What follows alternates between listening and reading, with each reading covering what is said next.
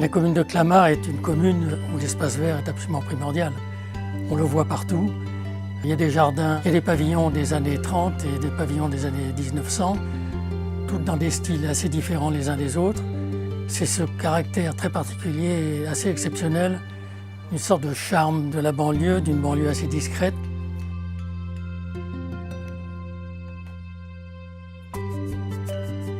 L'échelle est humaine parce que la commune l'a voulu dès le départ. Donc il y a des belles maisons au milieu de l'îlot, des collectifs uniquement sur l'extérieur, sur les grands boulevards.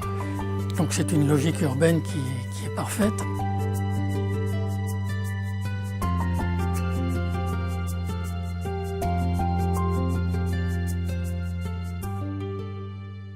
On retrouve le décor des années 1900, le décor de ce style qu'on a appelé balnéaire à une époque, mais qui est un style pittoresque, assez complexe, avec des éléments de charpente, des éléments de briques, de pierre, de meulière, des tuiles, des ardoises, naturelles bien entendu, où on n'hésite pas à faire des grandes cheminées, couronnées par des mitrons en terre cuite.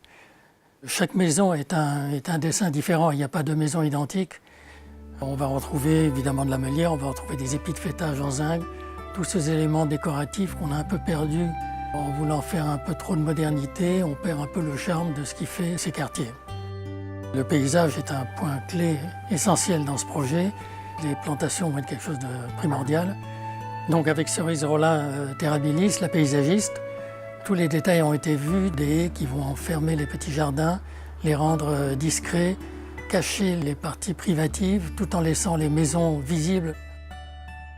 Les deux collectifs sont aussi importants, c'est eux qui marquent l'entrée de l'opération par rapport aux rues, et donc les entrées sont quelque chose d'essentiel.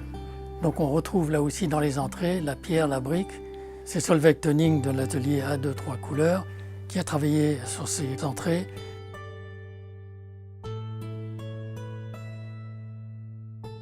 C'est en fin de compte un espace tout à fait exceptionnel dans lequel on retrouve la qualité de vie.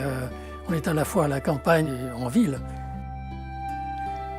J'espère que tout le monde soit content et heureux d'habiter dans le domaine des vergers, qui est le nom de cette nouvelle opération, qui colle bien avec la réalité, puisque la végétation et le paysage est un point essentiel dans ce nouveau projet.